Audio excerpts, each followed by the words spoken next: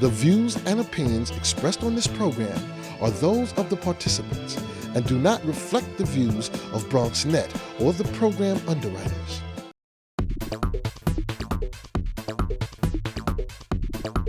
BronxNet.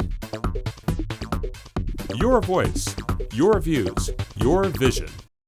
Hello there, everybody, and welcome to Sports NYC. I'm your host, Bobby C. We've got another jam-packed program coming your way. First, we check in with the boys of Championship Gold at St. Ray's. This is Raven Country.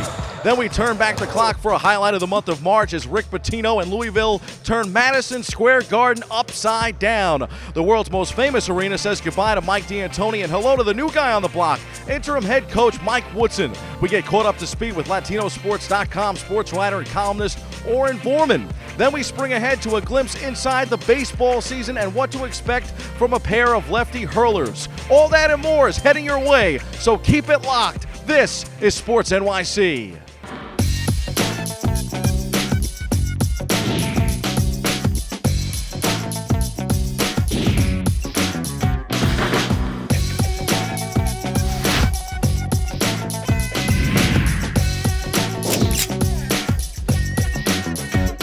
Welcome back to Sports NYC, the home of champions. Today, leading off the show is St. Raymond Boys Basketball, which won the Class AA championship in the month of March. And our lineup here on today's program has Shane Rector, Daniel Dingle, and head coach Oliver Antigua. Welcome to the show. Thanks, Bobby. Thanks for having us. Congratulations on a fantastic year. And it comes down to Fordham University in the championship game against Holy Cross. Tell us about it. Well, it was a great environment. We really worked hard to get to this point. It's one of our goals all year to try to cut down the nets and win the championship for this group. It was an exciting day. We had a great battle on our hands. We really wanted to use our depth and our pressure to wear down a very good Holy Cross team, which strength was their outside shooting. We did a fantastic job on their point guard, Laboria, who struggled from the perimeter, and Kerwin was phenomenal. Early on, Shane had a great first half, and then Daniel in the second half provided a spark that we needed. Rebounded the ball, passed the ball well, made free throws. And once we got a lead, our defense took over, and we're an excellent free throw shooting team. We knocked down our free throws, and that's how we won the game. For you personally now, the third title in 10 years, but the first one in a little bit of time, some dark years for the Ravens, but you were able to convince these guys to stay here, and now you're back on top.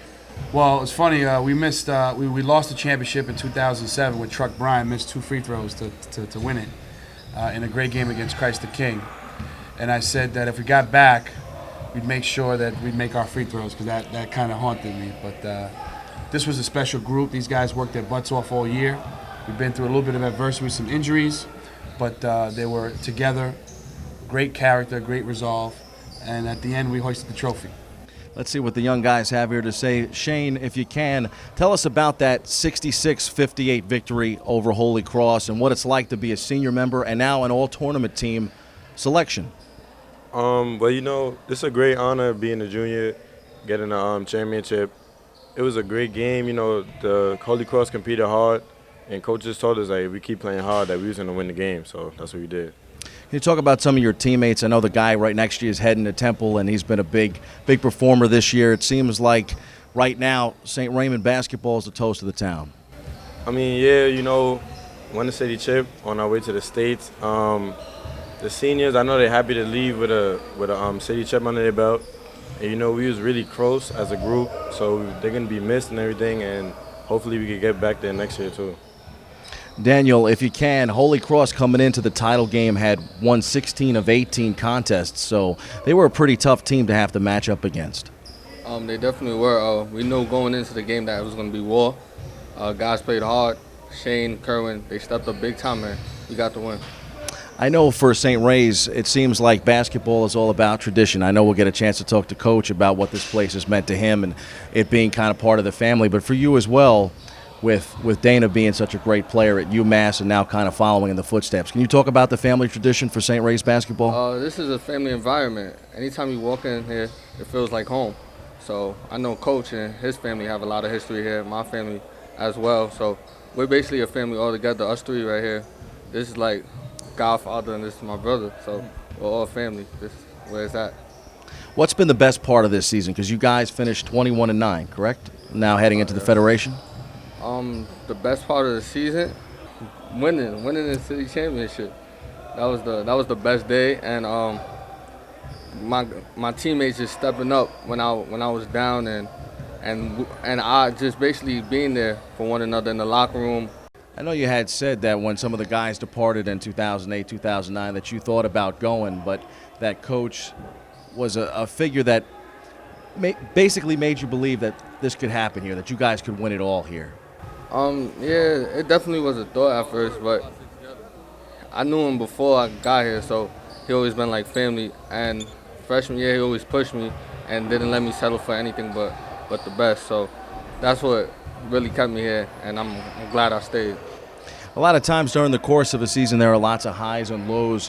When you guys had started the campaign and then you were kind of in the midst of the regular season, did you feel like that this was going to be a special year?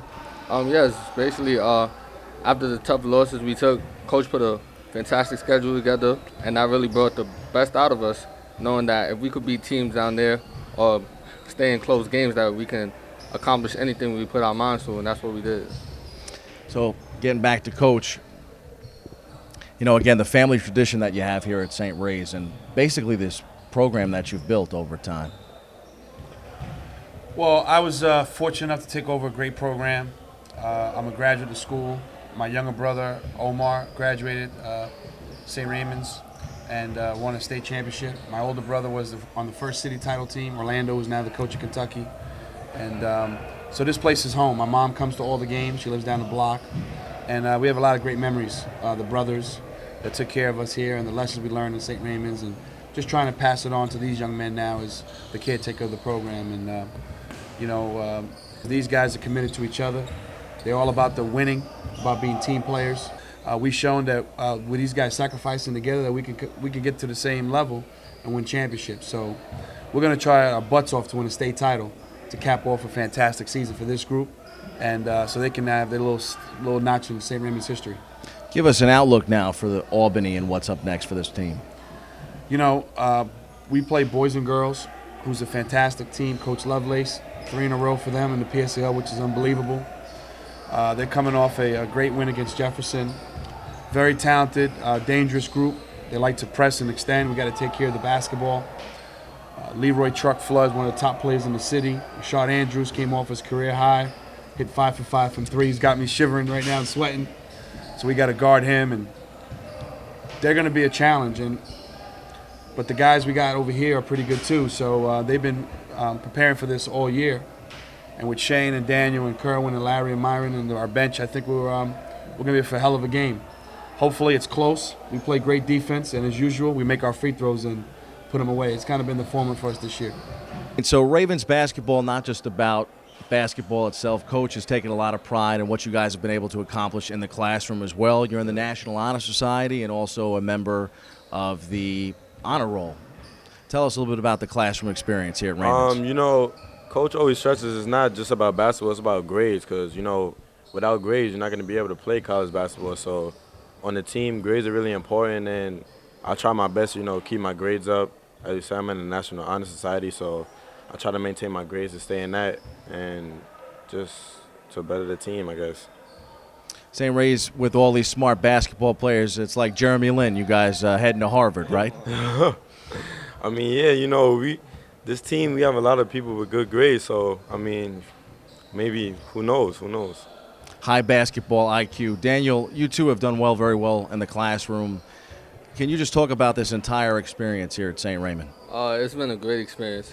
Coach, I believe that I'm going to go to the NBA, and I work hard. So Coach always emphasized that not everyone makes it to the NBA, which really helps me out and motivates me academically in the classroom to be successful as I am on the court.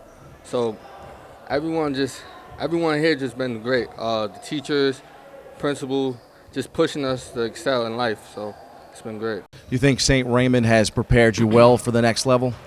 Yeah, definitely. You know, like you said, we had a good, tough schedule. We played a couple of the top teams in the country, so I think they're doing a good job here. So, Coach, if you could pick up where you left off before about the pride and tradition of this program, again, so many fantastic players have come through this gym.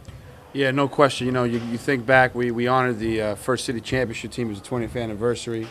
Orlando Antigua, Dana Dingle, Terrence Rencher, Book Richardson, some of the great players that played here. You can look at Julius Hodge and Alan Ray and Charlton Clark, Kareem Reed.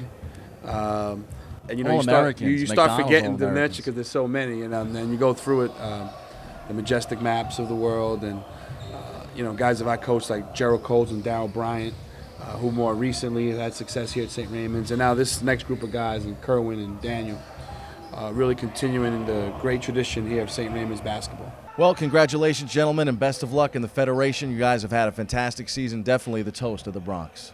Thank you, Bobby. Appreciate it. And hopefully next week we'll be state champs. Sounds good to me.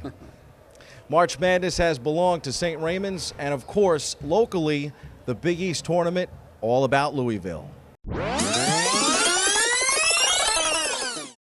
The Big East's Big 3-0 was a memorable finale for Louisville. 3 decades of tourney dancing in the Big Apple, 30 years of unforgettable teams and Hardwood legends at the world's most famous arena.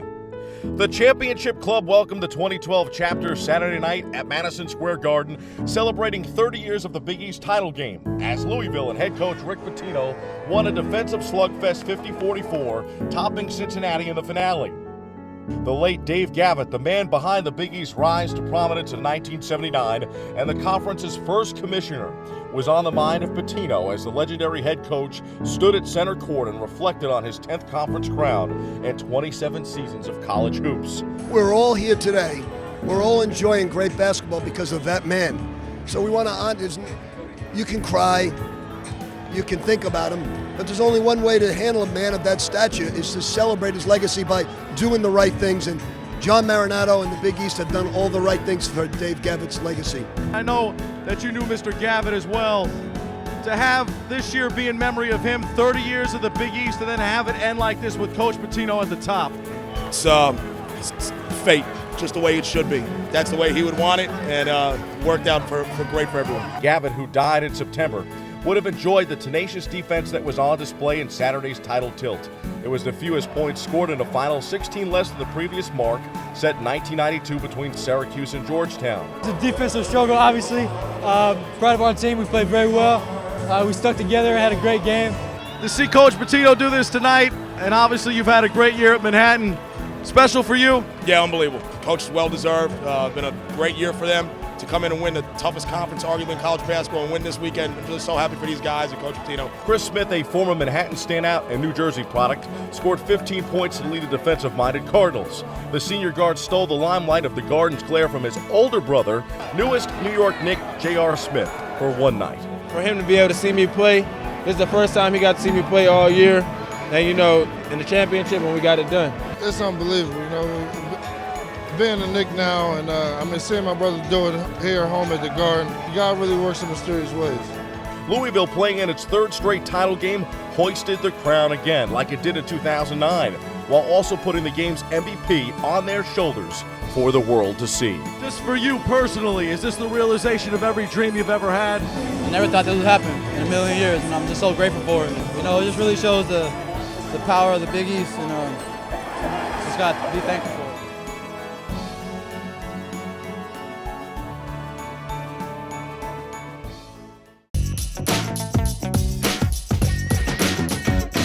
Welcome back to Sports NYC. I'm your host, Bobby C. On the program right now, we're joined by columnist and sports writer from LatinoSports.com, Oren Vourman. You've been covering the Knicks all year. It's been an exciting season for New York that's now taken a slew of twists and turns. Tell us about this latest turn with Mike D'Antoni resigning. Well, I can't really say that it comes as much of a surprise. Many fans and others within the media have been expecting him to either be let go or for him to resign or for the Knicks to at least make one major move. So this is one of 3 things happening, and now it results with Mike Woodson taking over. March 14th, the day that Mike D'Antoni steps aside, and his right-hand man this season, Mike Woodson, a former player in the NBA, former head coach, now steps in. What can he do to try to turn this around for the Knicks? Well, D'Antoni's system was mostly based on offense, it was run and gun. It was let's try to move the ball around, shoot three-pointers, dish it inside. And with Woodson, it's going to be let's play defense, let's get stops, let's force turnovers, and it happened in tonight's win for the Knicks. Let's take a look back at Mike Woodson's first night at the helm as head coach of the New York Knicks.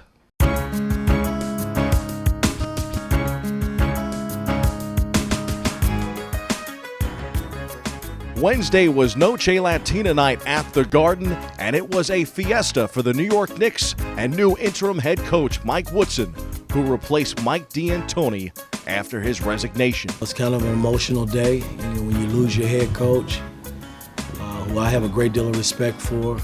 I just told him to take a deep breath and relax and let's go out and have fun and play basketball the way I think we're capable of doing it, and I thought they responded. The Knicks raced down to a 55-29 halftime lead and carved up a 121-79 victory at MSG, thanks largely to the bench play, especially the hot shooting of Steve Novak. You see the ball going through the hoop, and I feel like the same wave guys are missing. It's kind of contagious, so tonight I think it was the better of the two cases. Spark plug reserve J.R. Smith finished with 23 points, including 7 threes, to lead the Knicks. Our talent level's through the roof. It's just a matter of going out there, putting our hard work in on the defensive end and really focusing in. Swingman Landry Fields was sad to see Coach Mike D'Antoni go, but excited about the prospects of interim coach Mike Woodson moving forward. He's a great coach for me, but I total trust and belief in Mike Woodson as well. He's a great coach from all the stuff he's done for us this year. So couldn't be happy to be a part of something with him right now.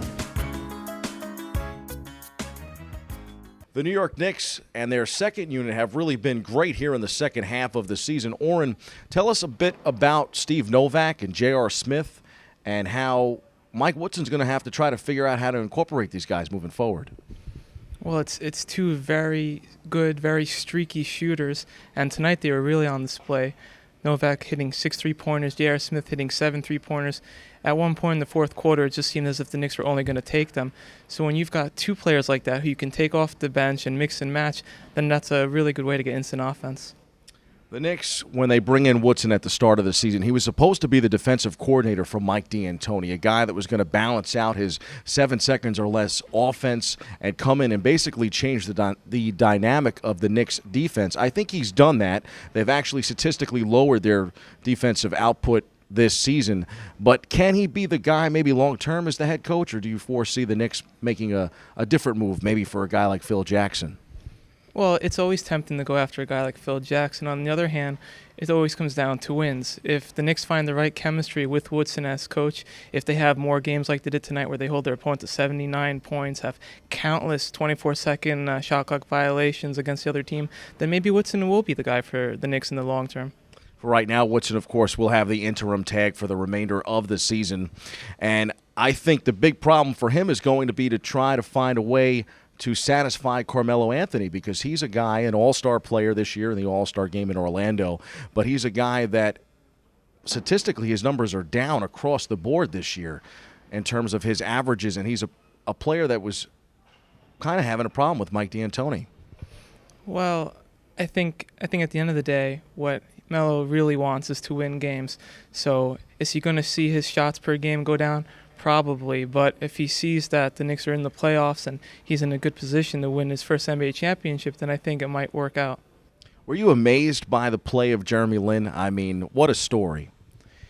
I mean, I was amazed in how fast it took off, in the sense that one night here he is coming off the bench in a game the Knicks look like they're going to lose to New Jersey Nets and that they're going to continue a losing streak, and then he comes and plays magnificently and they win a game, and then they win again and again, and it's buzzer beaters and it's games on the road. So yeah, in that sense, and the way it really took off, I was quite amazed.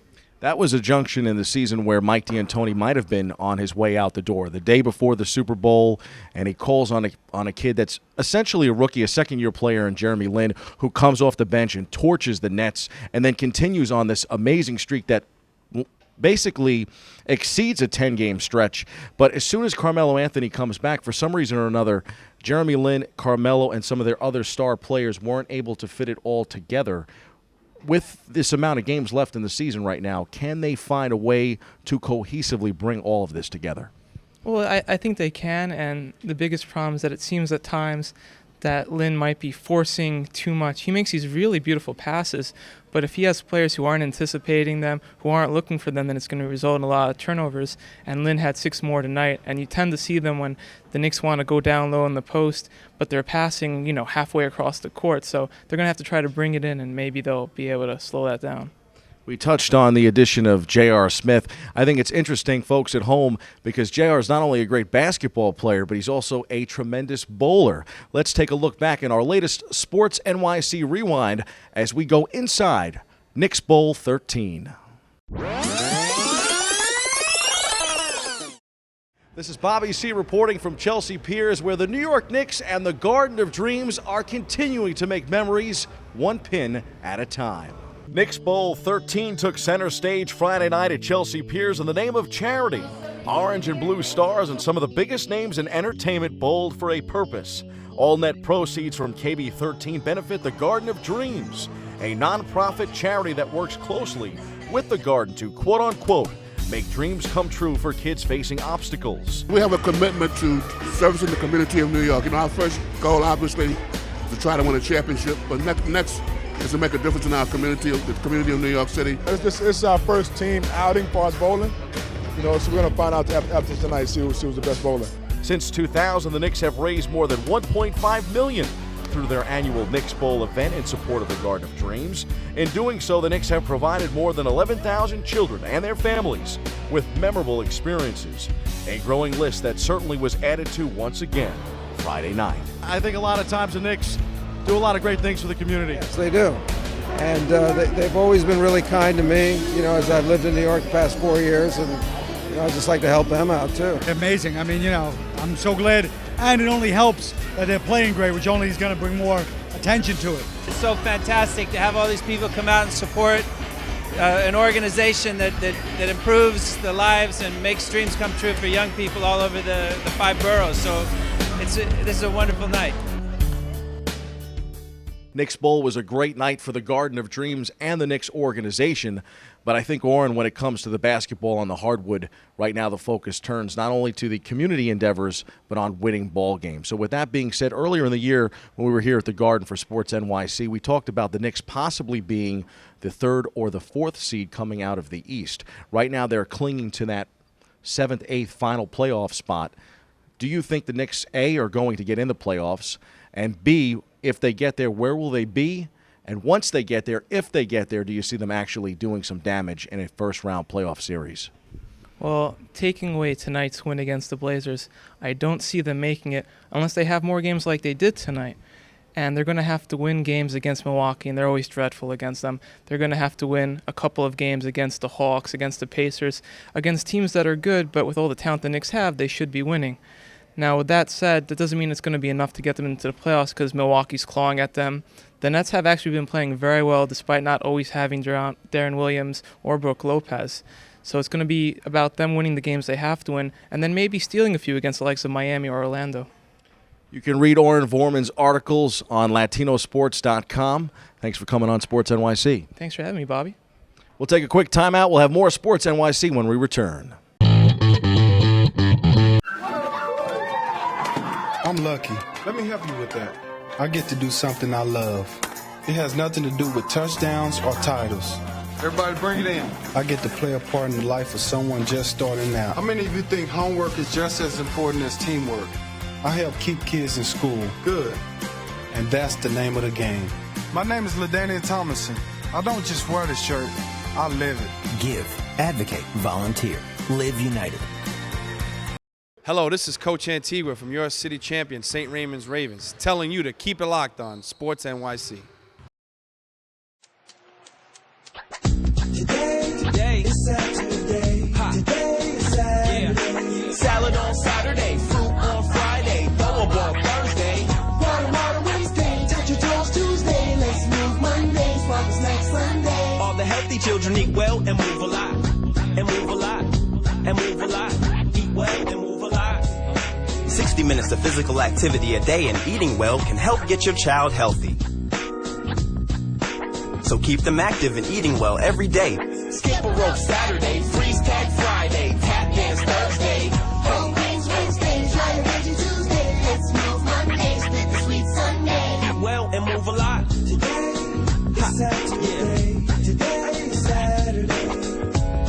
healthy children are the healthy children. Get ideas. Get involved. Get going at letsmove.gov. That's letsmove.gov. This is Larry Graves from the New York Catholic League champion St. Raymond's Ravens, and you're watching Sports NYC.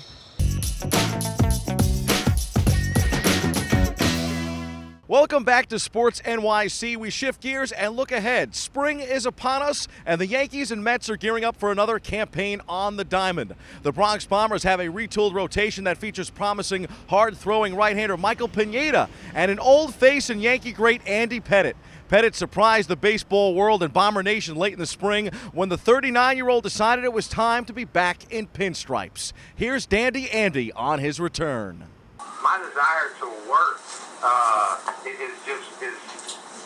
is back. I mean, I feel like last year that the desire to go and to go to the gym and to do what needed to be done wasn't there, and the commitment, level wasn't there, and just, once, Cash and I spoke in December and I started working out again. I don't know if it was because I had a year off or I had however many months it was, 8 months off from waking up and training and trying to get ready for the season or what, but just my desire to work is just back. Y'all know how important it is for me to be around the guys, and even a few of the guys that aren't there, to be able to build up the relationships.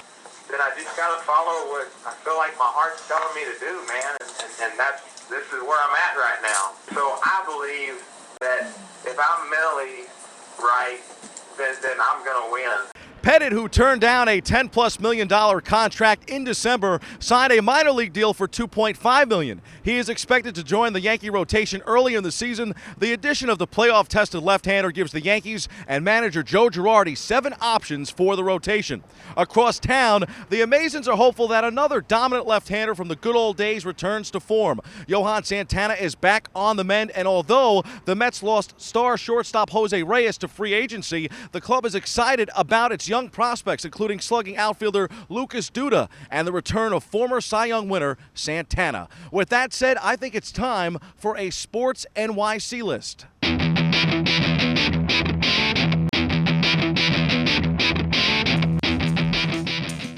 Gotham baseball fans, it should be an interesting spring and summer on the diamond here in New York. With that said, I expect a solid return for both Santana and Pettitte. But as always, we want to hear from you. Log on to our Facebook page at facebook.com/sportsnyc or hit me up on Twitter at @TheVoiceBobbyC and let me know what you think. How many wins for Andy Pettitte? How many victories for Yohan Santana? I'll take 12 for the both of them. And will the Mets be in postseason contention, and can the Yankees win the AL East again in 2012? You'll have to tune in next time for my predictions on the season. However, share your thoughts and we'll read the best ones on the show next time. Speaking of time, that's all the time we have for today's program. Remember, stay 5 borough strong, stay Bronx strong.